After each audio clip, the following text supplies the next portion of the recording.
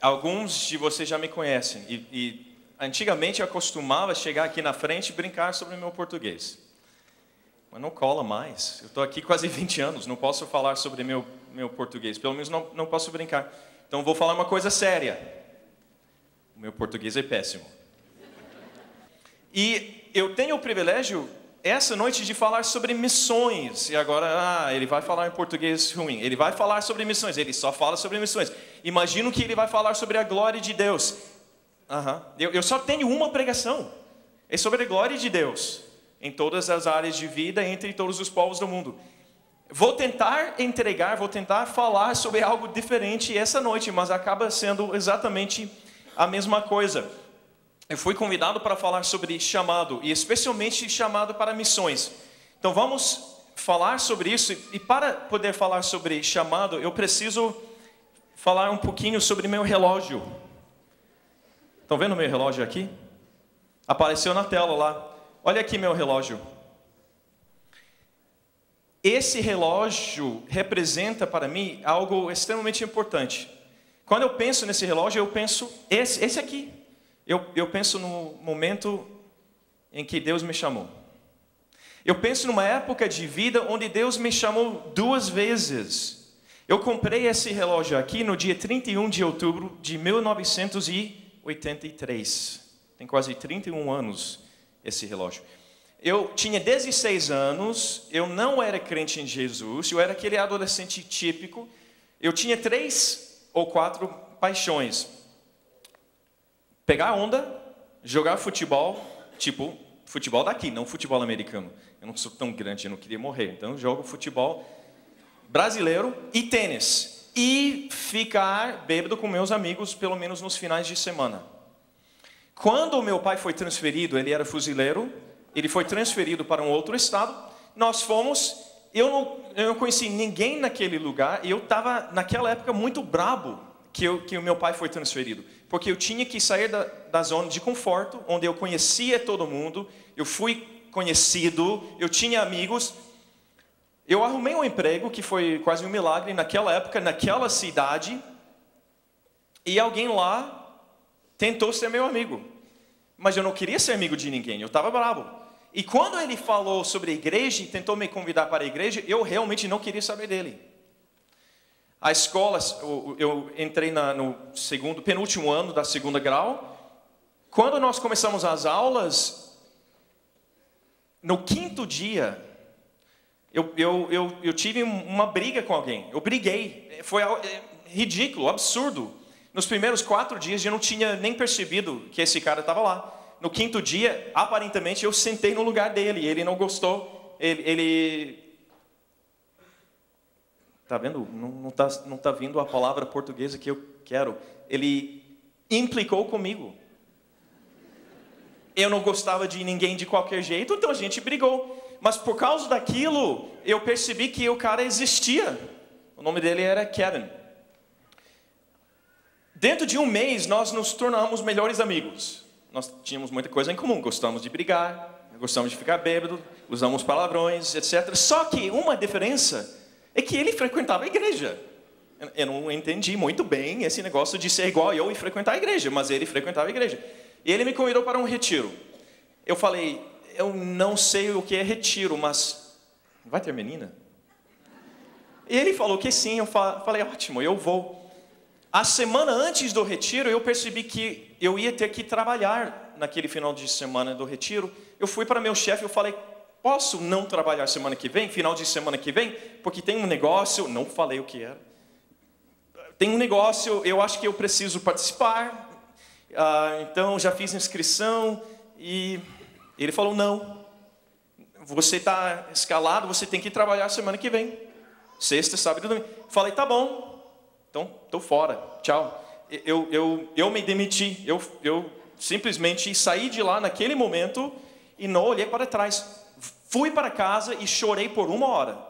Eu chorei, mas chorando daquele jeito de... A minha mãe achou que alguém tinha morrido, que eu estava morrendo. Ela não sabia o que estava acontecendo.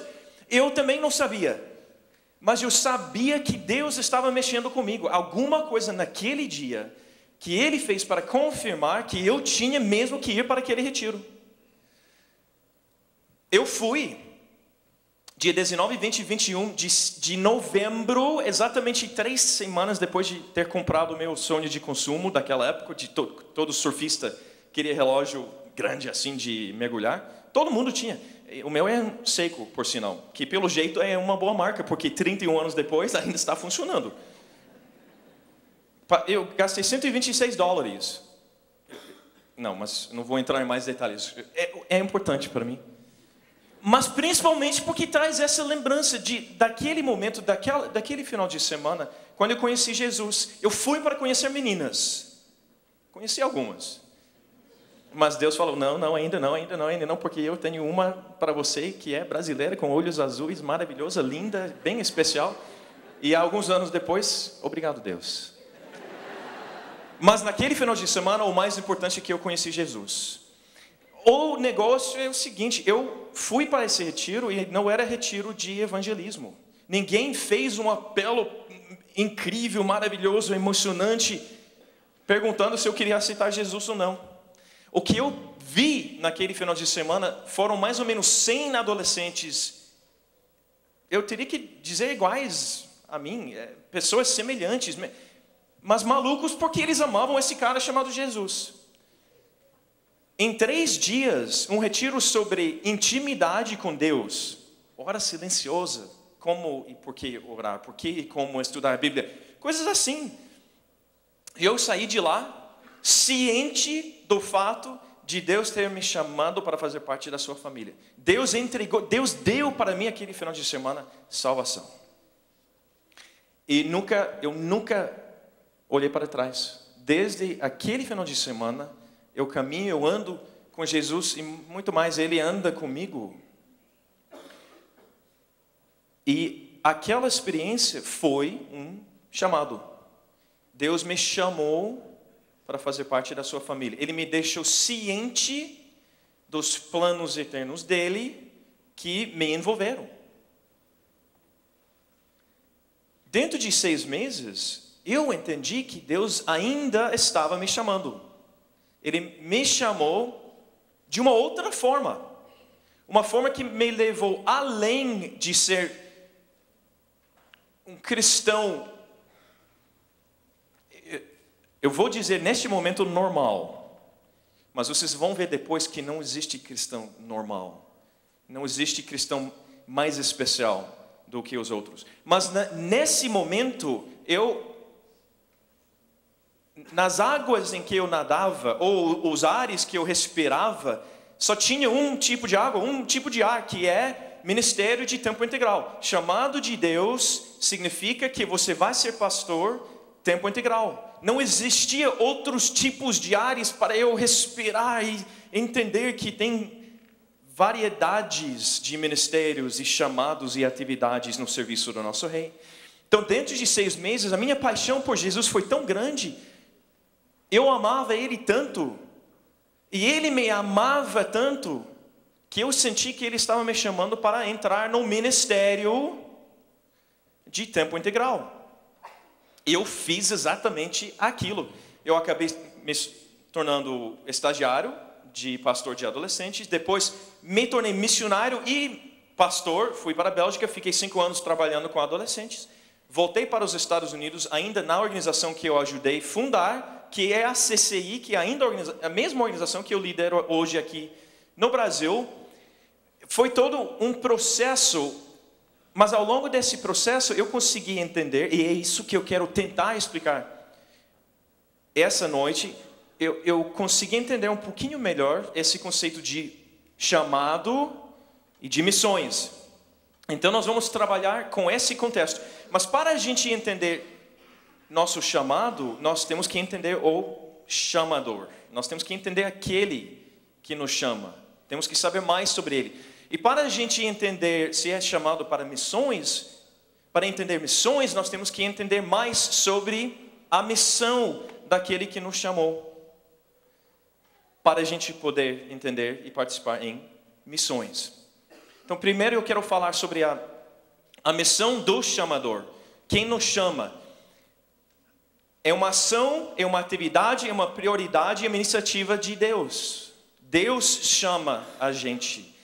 Nós não aproximamos a Deus, nós nem somos capazes de fazer isso. E falar, eu quero ser salvo, eu quero que você me salve. E depois, eu quero ser chamado, eu quero que você me chame. Não funciona assim. Deus toma a iniciativa, Deus chama a gente. Ele chama a gente para fazer parte da sua família. E às vezes Ele chama a gente para ir além, para fazer algo diferente do que a maioria dos nossos irmãos. Então vamos falar sobre a missão de Deus. Na versão mais simples, mais básica, os fundamentos da missão de Deus. Você pode aflorescer, você pode elaborar, você pode acrescentar. E se fosse CFI, a gente falaria muito mais. Mas neste momento, nós só temos que captar o seguinte. A missão de Deus, em 4 componentes. A missão de Deus é receber glória eternamente. Você poderia até parar aqui. Porque desde Gênesis até Apocalipse, nós encontramos um Deus grande, maravilhoso, santo, amoroso, puro, poderoso, etc. Que quer e merece ser glorificado entre todos os povos. É a história da Bíblia, é a história redentiva. A missão de Deus é receber glória eternamente. Vamos ter que voltar várias vezes para ver isso. Mas como que Ele vai fazer isso? Nós temos uma tendência de ser antropocêntricos. Nós gostamos de focar na pessoa. Temos que salvar a gente, que faz parte da missão. Mas não é a missão em si. Não é o componente principal da nossa missão. Porque não é o componente principal, não é a motivação principal de Deus. Deus quer ser glorificado. Como que Ele faz isso? Ele salva pessoas. Ele redime. Através da redenção de pessoas. A missão de Deus é ser glorificado eternamente, como? Através da redenção de pessoas. Mas pessoas de onde? É a mesma história, de todos os povos. A Bíblia, desde o início até o final, todas as nações. E, por final, nós temos um componente que é essencial.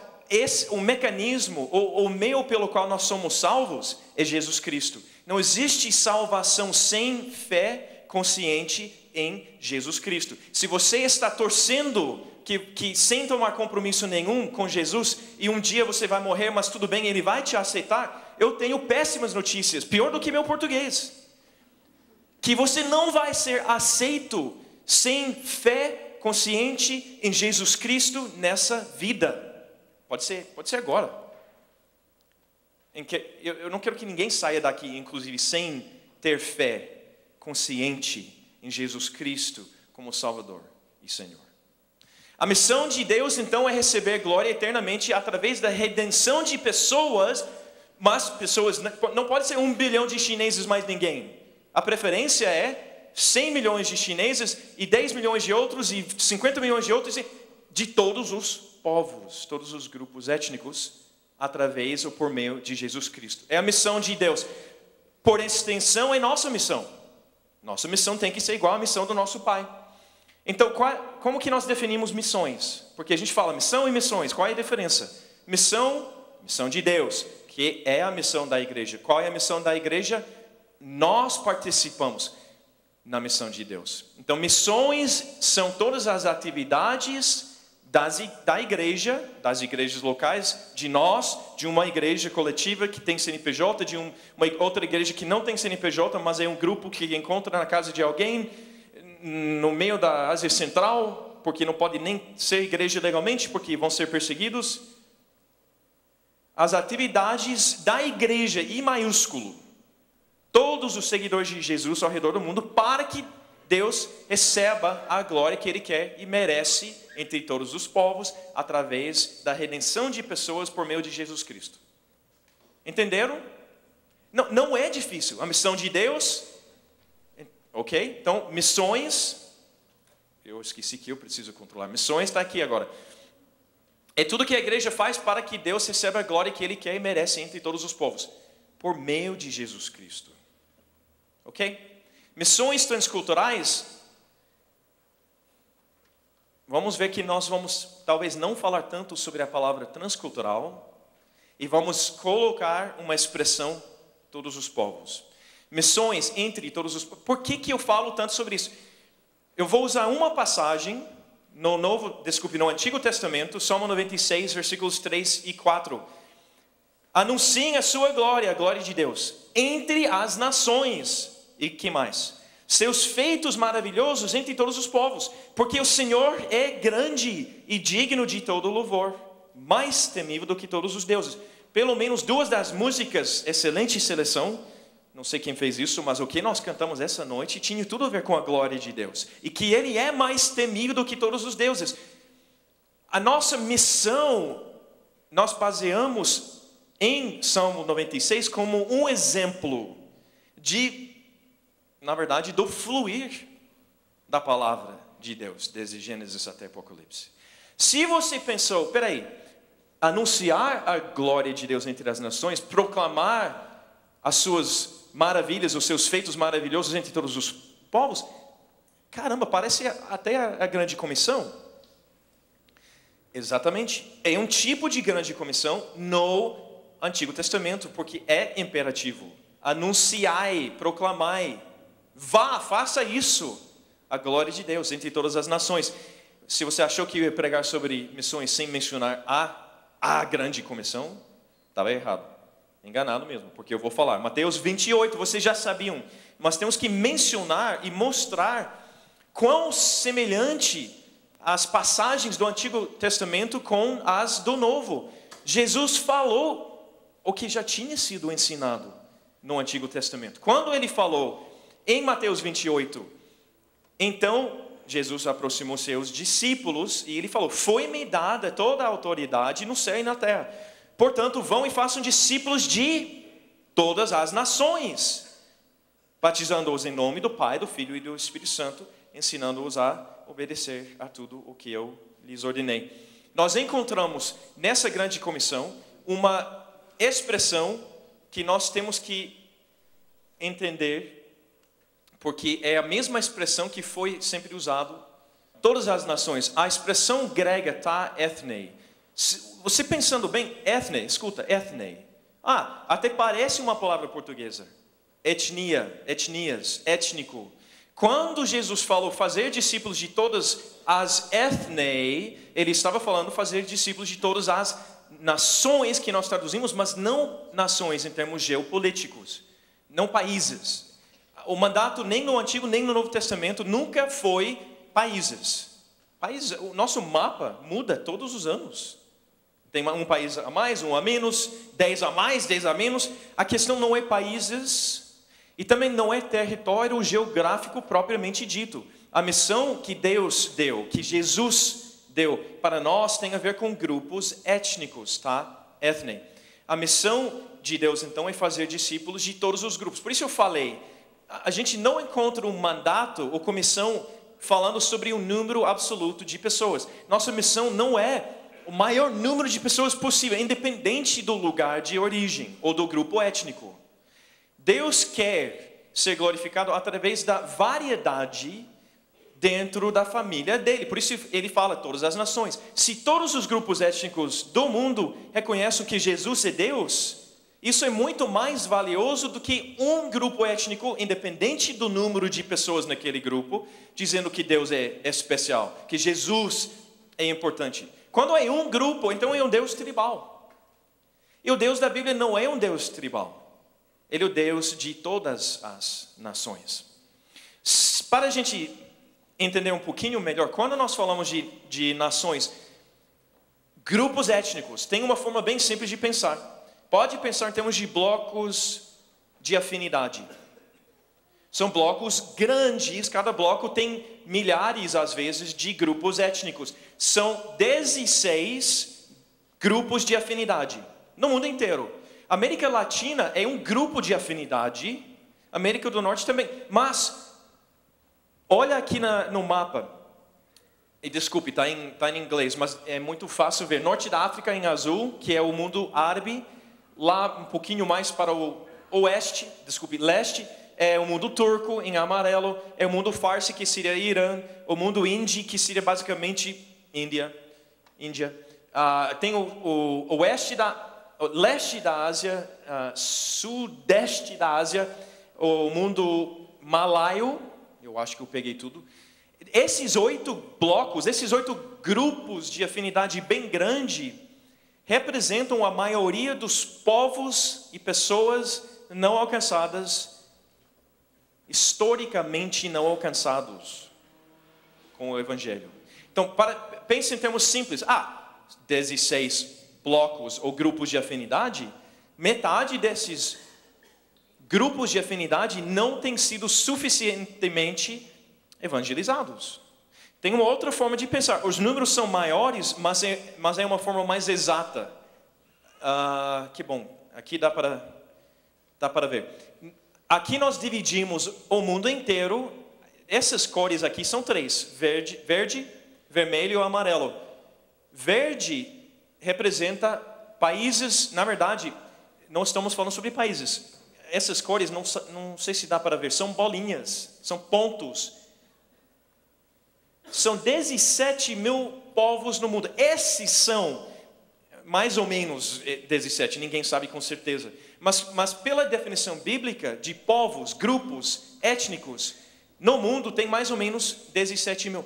Desses 17 mil, vamos chegar mais perto.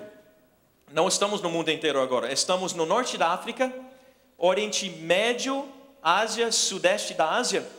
Verde quer dizer já evangelizado, de forma, vamos ter que dizer, suficiente. Depois, se você quiser uma resposta missiológica sobre o que é suficiente em termos da proclamação do Evangelho, nós podemos falar. Nós temos verde, evangelizados, por isso nem tem América do Norte e do Sul.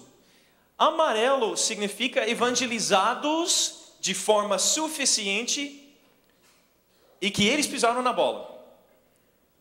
Europa, por exemplo, é amarelo por quê?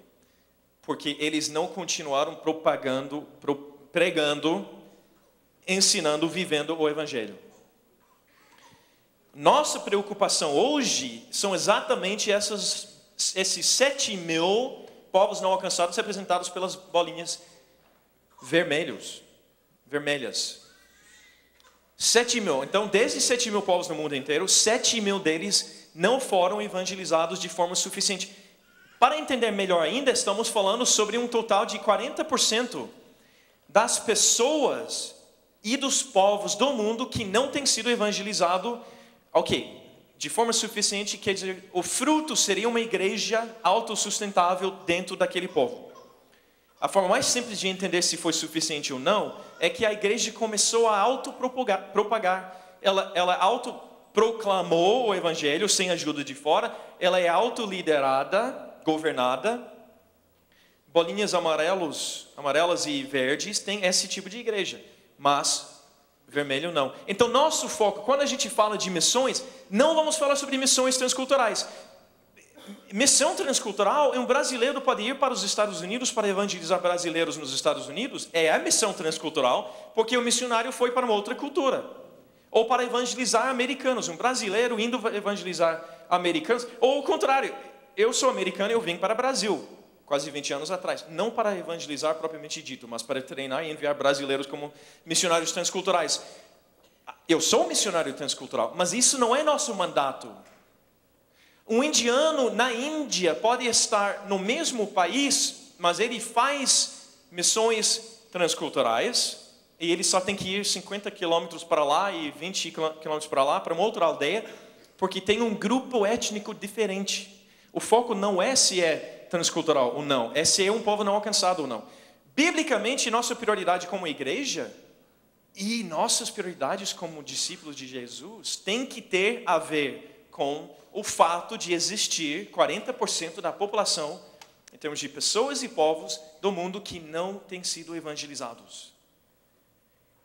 Nós somos chamados coletivamente para engajar esses povos, para fazer alguma coisa. Mas especificamente tem alguns de nós que vão além, que vão fazer mais. E nós vamos chegar lá. Resumindo, nossa motivação principal, Deus quer e merece ser glorificado entre todos os povos do mundo. Então, biblicamente, nós, como igreja, temos que priorizar povos não alcançados.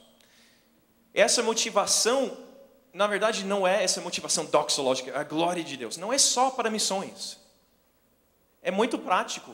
Não é nem só para evangelismo. Você pode, mas é evangelismo, eu não vou para lugar nenhum, mas eu vou evangelizar aqui. Ótimo. Eu também quero ver Deus glorificado na vida do meu vizinho. Mas não é só missões, não é só evangelismo. É tudo que a gente é e tudo que a gente faz. A motivação doxológica é a razão da nossa existência. Você foi chamado para dentro da família de Deus para dar glória a Ele, através de tudo que você é e tudo que você faz. Efésios capítulo 1 nos ajuda. Vamos para o Antigo Testamento primeiro. Isaías 43. A gente às vezes faz questão de citar o Antigo Testamento para a gente não esquecer que está na Bíblia com razão. Deus não pisou na bola. Ele colocou o Antigo Testamento com razão. Olhem em Isaías, como Deus, através do profeta Isaías, trabalha com seu povo. Eles estão espalhados e ele fala: direi ao norte, entregue-os, e ao sul, não os retenha. De longe tragam os meus filhos, e dos confins da terra as minhas filhas, todo o que é chamado pelo meu nome, a quem criei para a minha glória, a quem formei e fiz. Deus está botando a missão dentro do povo dele, que é: Deus, eu vou chamar, e vocês vão estar envolvidos nessa missão comigo, o meu povo. Eu tenho gente ao redor do mundo, entre todos os povos, e eu vou chamar eles, porque eu já tinha planejado isso, eu já tinha criado eles com essa intenção de chamar eles para dentro da minha família, para a minha glória. Agora Efésios, que é uma passagem talvez mais conhecida, 3 vezes nos primeiros 14 versículos de Efésios capítulo 1, versículos 5 e 6, depois 11 e 12, depois 13 e 14. É a mesma estrutura que Paulo usa para enfatizar ou insistir num ensino que é essencial para nós. Eu vou só usar 11 e 12. Nele, Jesus Cristo, fomos também escolhidos, tendo sido predestinados conforme o plano daquele que fez todas as coisas, segundo o propósito da sua vontade, a fim de que nós, os que primeiro esperamos em Cristo, sejamos para o louvor da sua glória. Em Jesus Cristo, eu e você fomos escolhidos, tendo sido predestinados, em outros versículos um pouquinho antes da criação do mundo, o plano eterno de Deus, o propósito segundo a sua própria vontade. Mas por quê? A fim de que nós sejamos para o louvor da sua glória. A razão da nossa existência, não apenas a razão de missões, a razão da nossa existência é que Deus seja honrado, glorificado, revelado, exaltado em e através de nós. Então é uma razão de existir, é uma motivação gloriosa para a gente viver e servir, e adorar, e evangelizar, tudo que a gente faz. Eu imploro vocês a levar isso a sério. Mais do que qualquer outra razão de existir ou fazer qualquer coisa, você foi criado e chamado por Deus para fazer parte da sua família, pelo próprio bem de você, eternamente, e para a honra e glória de Jesus Cristo. Essas 2 passagens de Isaías e Efésios têm muitas características em comum. E nessas 2 passagens a gente encontra a nossa base bíblica daquele tipo de chamado que eu falei a primeira vez, o primeiro chamado. Na época que eu comprei esse relógio, foi a época que eu conheci Jesus. Esse chamado eu entendo hoje muito melhor por causa dessas passagens de Isaías e Efésios. É um chamado, essas passagens. Não é só a razão de viver, mas é um chamado em si. Por exemplo, em Isaías, todo o que é chamado pelo meu nome. Ele usa a palavra chamado. em Efésios é diferente, é escolhido. Nós fomos escolhidos em Jesus Cristo. Observem que quem tomou a iniciativa não foi a pessoa que foi salva. Eu não escolhi. Eu era burro. Burro o suficiente para ficar bêbado quase todo final de semana. Eu não estava procurando Deus. Mas Deus me procurou. E Deus me achou. Ele tomou a iniciativa. As palavras de Isaías e Efésios, predestinou, criou, formou, chamou, escolheu. Deus toma a iniciativa. Acho que o Jonatas falou. Nós amamos Ele porque primeiro Ele nos amou. Deus toma a iniciativa. Se você está em Cristo hoje, é porque Ele foi atrás de você.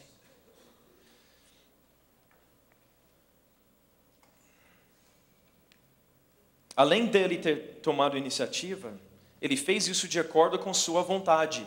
Expressões como, conforme o plano dele, segundo o propósito da sua vontade. Ele fez isso para a glória dele. Expressões como, criei para a minha glória. Ou a fim de que nós sejamos para o louvor da sua glória. Então, a razão da nossa existência, podemos falar sobre o primeiro tipo de chamado, e nós estamos respondendo, tá, nós somos chamados. Afirmativo. Todos nós somos chamados para fazer o quê? Para ser o quê? Foi muito rápido, mas ok, fica. E foi minha culpa, ninguém está pilotando lá. Eu não sei se eu apertei 2 vezes. Nós fomos chamados para ser adoradores. É um chamado geral. Agora vamos pensar em categorias. Chamado geral. É um chamado geral e é suficiente. Você não precisa de mais nada. Quem é chamado para ser adorador quer dizer que você foi chamado para viver eternamente com Jesus Cristo e você não precisa de mais nada. É um chamado geral, todos nós temos e é suficiente. Mas vamos além. 1 Pedro 2,9. Vocês conhecem muito bem essa passagem. Vocês, porém, são geração eleita, sacerdócio real, nação santa, povo exclusivo de Deus. Vocês quem, porém? Pedro está escrevendo para quem? Naquele vídeo ele falou do contexto histórico, que faz parte de uma boa hermenêutica. Você quer saber o que estava acontecendo no contexto histórico? Tá bom, o que estava acontecendo em 1 Pedro? Pedro estava escrevendo para quem? Em versículo 1, ele fala sobre 5 regiões do que hoje é principalmente, hoje seria Turquia mais ou menos, e um pouquinho além, descendo para a Ásia, para o Oriente Médio. Ele está escrevendo para os santos, seguidores de Jesus nessas regiões. Ele está então escrevendo para todos os crentes nessas regiões. Quando ele fala vocês, ele não está falando vocês, sacerdotes, vocês, pastores, vocês que estão no ministério de tempo integral, são geração eleita, sacerdócio real, nação. Ele está falando vocês, todos vocês que estão em Jesus Cristo, foram chamados e vocês são geração eleita. Todos vocês, todos os membros do corpo de Cristo, são sacerdócio real, são nação santa, povo exclusivo de Deus. E agora entra novamente aquela palavra-chave, para. E sempre temos que parar e perguntar, por que tem para que nessa frase? Para que sempre vai revelar algo de extrema importância para nós. Se nós somos geração eleita, sacerdócio real, nação santa, povo exclusivo de Deus, por quê? Para anunciar as grandezas daquele que o chamou das trevas para sua maravilhosa luz. Aqui nós encontramos, no chamado geral, uma pequena chamada missionária. Para anunciar as maravilhas daquele que nos chamou das trevas. Para anunciar a glória daquele que nos chamou das trevas para sua maravilhosa luz. Algumas traduções, as excelências dele que nos chamou. Nós somos chamados, todos que fazem parte da família, todos que pertencem a Jesus, têm um componente missionário.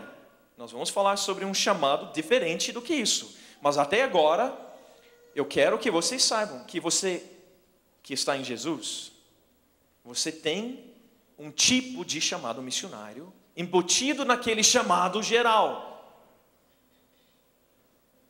Vamos falar um pouquinho agora sobre a transição entre chamado geral e o chamado específico de Deus. Agora nós temos duas categorias. Chamado geral, todos têm, e não precisamos mais nada do que isso. Mas alguns têm um chamado específico. Eu não consigo pensar em ninguém melhor do que o próprio Jesus para nos ensinar sobre esse chamado específico. Se vocês quiserem abrir as Bíblias ou smartphones, hoje eu pensei, eu ia pegar no iPad, não consigo. Vamos ler um texto da própria Bíblia, impressa, está aqui. Nós vamos para Marcos capítulo 3, nós vamos ler 7 a 9, e nós vamos ler 13 a 15.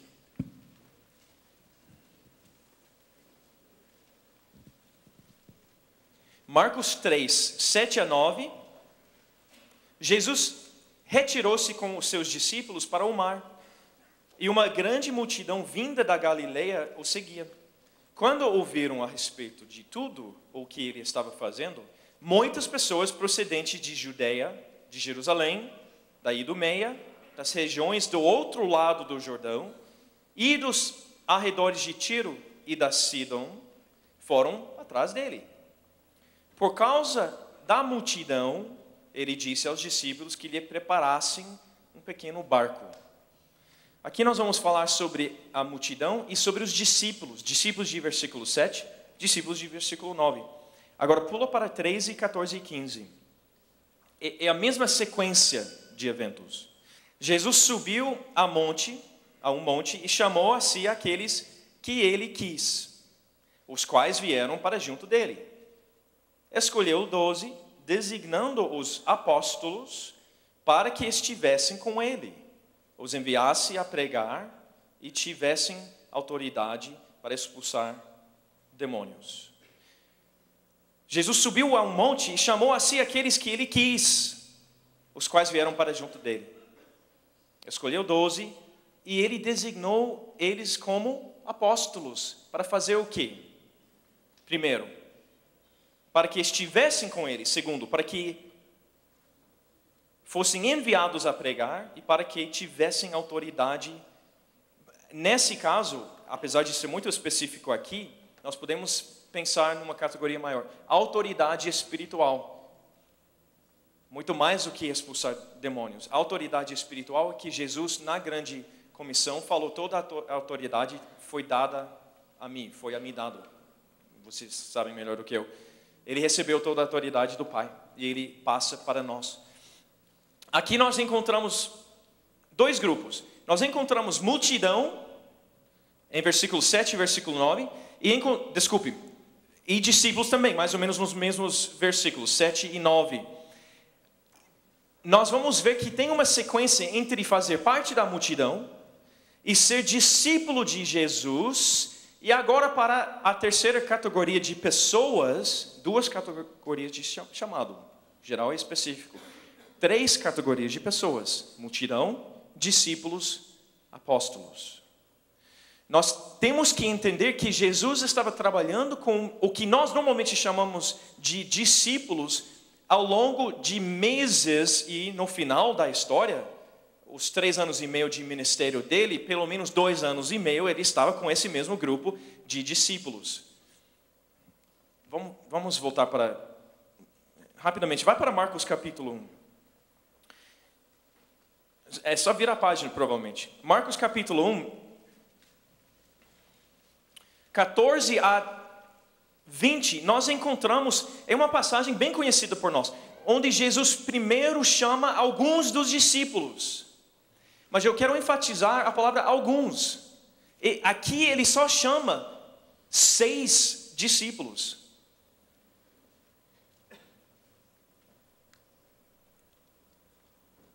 Em capítulo 2 ele chama Levi também.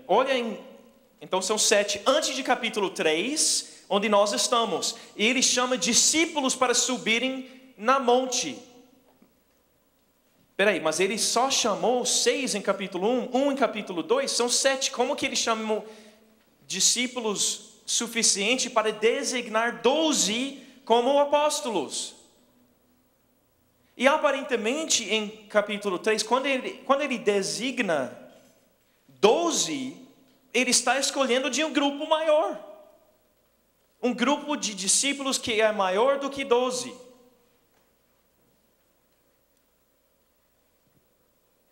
O que está acontecendo aqui? Nós só encontramos 7 desses discípulos até agora. O que está acontecendo é que entre versículo 13 e 14 de Marcos capítulo 1, em um intervalo de alguns meses, talvez um semestre, talvez 6 meses da vida de Jesus, até versículo 13, ele está no sul do que hoje é Israel. Ele está em Judeia, no deserto, e nós encontramos na NVI, antes do versículo 9, o batismo e a tentação de Jesus, que é sobre o batismo e a tentação de Jesus. Ele está de jejum durante 40 dias até versículo 13, e de repente versículo 14, depois que João foi preso, Jesus foi para a Galileia. Aqui esse depois representa talvez 6 meses, talvez mais. Então ele estava no sul, mas depois foi para o norte, Galileia, depois de João ter ficado preso. Nós temos que entender essa dinâmica para poder entender como é que ele tinha mais do que 12 pessoas na monte com ele para escolher 12 e designar 12 apóstolos. Naquela época não era muito diferente do que nossa época. Você não tem algum... Ok, fala a verdade, não precisa levantar a mão. Mas quando o pastor X está agendado para pregar, você não pensa, caramba, eu vou, porque pastor X vai pregar. Ou fulano de tal, sendo um bom brasileiro. Quando o pastor fulano de tal, quem vem depois de fulano? Chiclano? Não. Ciclano? Ok. Então, quando é pastor fulano, estou aí. Mas quando é pastor ciclano, eu acho que eu vou ficar um pouquinho doente aquele dia. Você não tem alguns que você gosta mais do que outros. Foi a mesma coisa naquela época. Os judeus tinham rabinos preferidos. Agora imagine, a vida desses 6 chamados em Marcos capítulo 1 é vida de pescador. A profissão deles era pescar. Pescar, ótimo, só que na região de Galileia, que é uma região mais agradável e que tem o mar de água doce, e tem muito peixe lá. Mas lá no sul tinha um mar também, chamado Mar Morto. E não é à toa que o nome do mar é Morto, não tem nada vivo dentro, eles não têm peixes. Então os discípulos, logo a serem discípulos, os pescadores desciam para aquela região mais para o sul para vender os seus peixes. Isso não está escrito na Bíblia. Por isso a gente faz um estudo histórico para entender sobre a vida naquela época. Eles desciam, vendiam os peixes e pensaram, mas eu fiquei sabendo que o rabino Jesus está pregando por aqui. Não vamos subir já, vamos ficar alguns dias aqui seguindo o rabino Jesus. E eles foram, discípulos, faziam parte daquela multidão. E depois voltaram para pescar mais lá no norte. Depois desciam para vender lá no sul. E ficaram alguns dias seguindo Jesus, porque não tinha podcast naquela época. Então subiram de novo, pegaram peixe, desceram, venderam, seguiam Jesus. 6 meses ou mais fazendo isso. Depois, um dia, eles percebem que esse tal de Jesus está em Galileia, perto deles. E eles... E quando Jesus está passando por perto, ele olha para eles e fala, sigam-me. Eu vou fazer de vocês pescadores de homens. E imediatamente, versículo 18 de Marcos capítulo 1, no mesmo instante, eles deixaram as suas redes e o seguiram. Tem muitas pregações bonitas sobre essa passagem. Tipo, quando Jesus chama, você larga tudo e vai atrás. E é uma pregação bonita, mas não é bem assim às vezes. Esses, logo a serem discípulos, já tinham tido experiências com esse rabino pregando sobre o reino de Deus. E eles, cientes, conhecedores do Antigo Testamento, falaram, Eu não tenho certeza, mas eu acho que esse cara está cumprindo várias profecias messiânicas. Eu acho que ele é o Messias. Então eu sou fã dele. Eu vou seguir ele. Agora, imagine, ele chega perto de você e ele te chama. Você já sabe que ele é o Messias. E você sabe uma outra coisa. O costume de rabinos naquela época não era chamar ninguém. Eles faziam basicamente um concurso. Você tinha que estudar pra caramba. Você sentava junto com ele e você tinha que impressionar ele. Você tinha que provar que você foi digno de ser discípulo dele. É a mesma forma de muita gente pensar sobre a salvação. Eu preciso impressionar Deus.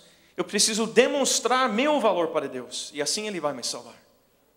Jesus foi o único rabino que fez o contrário. Você não precisa me impressionar não, porque eu já garanto que não vou ficar impressionado com você. Mas de qualquer jeito, eu te chamo. Jesus foi o único rabino que chamou gente até Ele. Agora, imagine, capítulo 1, capítulo 2, nós chegamos em capítulo 3, e Jesus subiu a um monte e chamou a si aqueles que Ele quis. E dentro desse grupo maior, ele designou 12 apóstolos.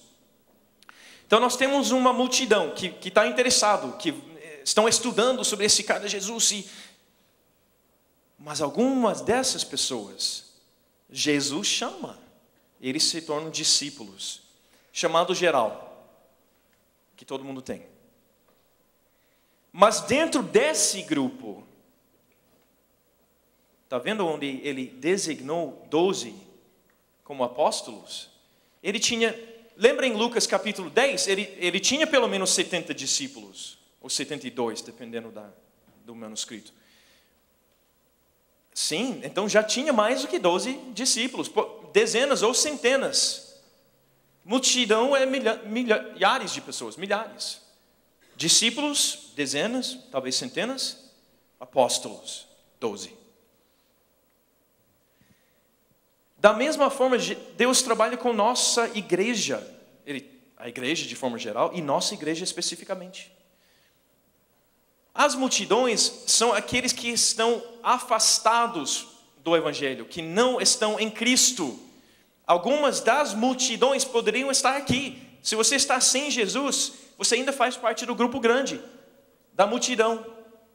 Até o momento em que você percebe que Jesus está te chamando. O chamado entra no grupo de discípulos. Todos nós somos discípulos. Alguns de nós, porém, Deus vai chamar além. Porque a mensagem de Jesus Cristo tem que chegar até todos os povos. Falando sinceramente, não precisa levantar a mão, mas eu acho que, estatisticamente, quase 100% de vocês diriam, não. Deus não me chamou para ser missionário até os confins da terra. Eu quero ser discípulo, eu quero ficar aqui, eu quero fazer a minha parte aqui. Ok, pode ser legítimo. Eu não sou Deus, eu não posso chamar você. Mas alguns de vocês, prestem atenção, porque eu acredito que Deus esteja chamando alguns de vocês como apóstolos. Hoje tem muitos apóstolos e bispos e um monte de outros títulos eu sou apóstolo fulano de tal e eu tenho 5 pessoas que vêm de vez em quando. Eu não estou falando sobre títulos, estou falando sobre dom e chamado. Apóstolo significa alguém que é enviado. Agora, dá para entender? Segundo o chamado, primeiro é discípulos, todo mundo tem esse chamado. Segundo o chamado é os apóstolos, espírito de apóstolo, que Deus quer enviar até as confins da terra. Confins da terra, você e Deus vão definir. Se é o interior do Paraná, se é o norte com índios, se é Oriente Médio com a CCI, que é a missão que eu lidero, porque a gente quer plantar igrejas entre povos não alcançados, tipo no Oriente Médio, você e Deus vão resolver essa questão. Estamos quase terminando. Eu vou pular alguns aqui, Já falamos sobre esse chamado específico. Eu quero rapidamente falar sobre como Deus, se você está naquela categoria de 1%, vamos ser bem otimistas, quem sabe 10% de vocês que estejam pensando, talvez Deus quer me levar até a categoria de apóstolo, missionário, enviado por minha igreja para alcançar as nações. Como é que Deus vai te alertar? Como que Deus vai te orientar? Como que Ele vai falar, é isso aí, eu quero que você vá como missionário? Ele tem muitas opções. Vamos ver rapidamente. É muito fácil, porque todas as palavras começam com pé. Uma posição. Tipicamente, Deus me chamou para o ministério de tempo integral. Como que você sabe? Mas Ele me chamou para ser pastor. Ou ele me chamou para ser missionário. Ou Ele me chamou, em algumas denominações, para ser evangelista. Ok. Ele usa posição para orientar seu povo. Mas Ele também pode te orientar, ou pode te chamar através de um mecanismo que seria país. Ou pode ser cidade, ou algo geográfico. Mas o que eu quero dizer, às vezes é uma posição, é um cargo. Às vezes é uma questão geográfica. Ele me chamou para, é um país. Muitos têm esse tipo de chamado. Alguns não, é para ser pastor num outro país. Legal, missionário, pastor, outro país. Alguns vão falar, não, mas é o país que eu amo a Turquia, eu quero ser missionário. Ok, ele usa, às vezes, país. Ele também usa povo. E isso é o conceito que é extremamente importante, porque é o conceito menos entendido por nós, mas mais usado por Deus na Bíblia. Mas eu quero alcançar árabes, eu quero alcançar índios no norte, em uma tribo específica, pode ser. Você pode também pensar, não, mas é um grupo, tribos urbanas. Eu quero alcançar os godos, góticos, como que a gente chama? Eles nem, porque essa não é a minha praia.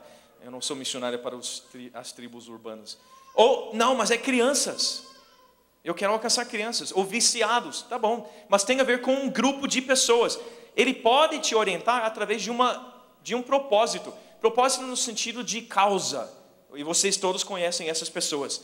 Mas eles vivem em função de justiça. É uma causa. Alguns, eu lamento dizer, mas é muito óbvio nessas últimas 2 semanas, porque dentro da igreja nós temos, eu acho que só tem pessoas desequilibradas. 100% a favor de Israel e contra os palestinos, ou 100% a favor dos palestinos e contra os judeus. Ok, nós temos que achar um equilíbrio no meio disso, mas eles são bons exemplos de pessoas motivadas por causas, por justiça. Mas ele não só usa essas, nós temos mais 2 ou 3 opções e depois nós vamos terminar. Profissão.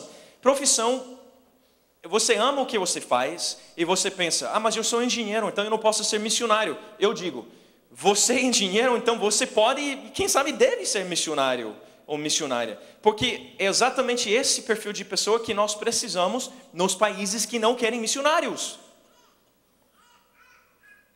Você não pode ser um pastor com formação teológica e receber um visto no Paquistão.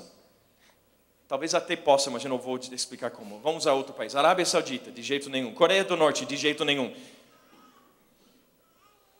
Mas através da profissão, sim. Você pode ter um projeto por uma fase, um período limitado na tua vida, mas você fala, eu vou gastar 1 ano lá, como missionário transcultural, entre um povo não alcançado, e vai ser através de um projeto específico que eu consegui arrumar no meu emprego, ou que eu mesmo elaborei, ou que tem na igreja, e por final uma paixão. Formas pelas quais formas que Deus usa para orientar os chamados para missões. Então vamos terminar revisando. Nós temos a multidão, pessoas sem Jesus, mas Ele chama, chamado geral. Agora nós entramos na família e nós somos discípulos. Nós somos adoradores, nós somos seguidores, mas pensa, discípulo é uma palavra que a gente usa muito. Mas dentro dos discípulos, uma porcentagem baixa, mas real, de gente que Deus chama, vem na montanha comigo, para ter intimidade comigo e para abençoar as nações. Um relacionamento vertical com Jesus, horizontal com o mundo, para abençoar o mundo. É importante que a gente lembre que não é todo mundo que é chamado para o ministério de tempo integral, mas todos são chamados para ministrarem o tempo todo. Todos esses discípulos, vocês que são discípulos, sem chamado, aquele segundo chamado específico de envio, sem vergonha. Você não inventa esse chamado, Deus que dá o chamado. Se você não tiver esse chamado, você é discípulo em Curitiba, sendo bênção, trabalhando na sua igreja, abençoando a comunidade, abençoando através da profissão, e amém. E depois nós temos uns aqui que nós vamos enviar. O desafio essa noite antes de orar. Eu tenho certeza que na nossa igreja nós temos gente chamada para missões entre povos não alcançados. Não uma pessoa, não duas pessoas, nem apenas 10 pessoas. Eu acredito que numa igreja que tem mais do que 2.000 pessoas, nós podemos ter logo pelo menos 20 pessoas falando, sou eu. Deus está me chamando para representar a Igreja Batista do Bacaxeri, para levar o Evangelho de Jesus Cristo para as nações. Vamos orar.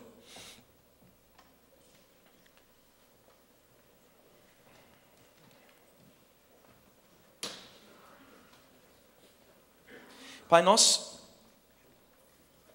te amamos porque primeiro o Senhor nos amou. Nós queremos ser bênção para Ti, individualmente, nas nossas famílias, coletivamente, como igreja. Nós queremos dar prazer a Ti, nós queremos que o Senhor tenha prazer por ter chamado a gente para fazer parte da Tua família. Nós sabemos que sempre podemos fazer mais, mas primeiro nós queremos focar no ser. Então, Jesus, eu peço que nós tenhamos uma fase na vida dessa igreja de despertamento missionário, mas que comece não com missões até os confins da terra necessariamente. Um despertamento que começa em nossos corações, em nossas famílias e nos nossos eventos e atividades com a igreja. Um despertamento onde nós podemos parar um pouquinho e ficar focado naquela realidade do nosso primeiro chamado. E o único que nós precisamos, que é que nós pertencemos a um Deus maravilhoso, majestoso, glorioso. Nós queremos ser para o louvor da sua glória.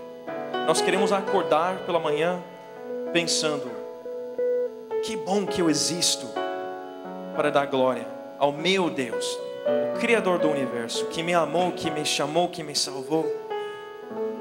Que nós possamos pensar em formas criativas, inovadoras de dar glória a Ti, nos nossos trabalhos, nas nossas escolas, jogando futebol. Que nós não tenhamos outros pensamentos maiores do que esses. Que nós temos um entendimento profundo de quem Tu és e quem nós somos em Cristo. E como consequência disso, Pai, que essa igreja continue abençoando e cada vez mais, que essa igreja cada vez mais abençoe as nações. Os povos que, diferente do que nós, não têm tido contato com o Evangelho, não sabem quem é Jesus, nunca seguraram uma Bíblia nas mãos, nunca ouviram uma pregação sobre Jesus.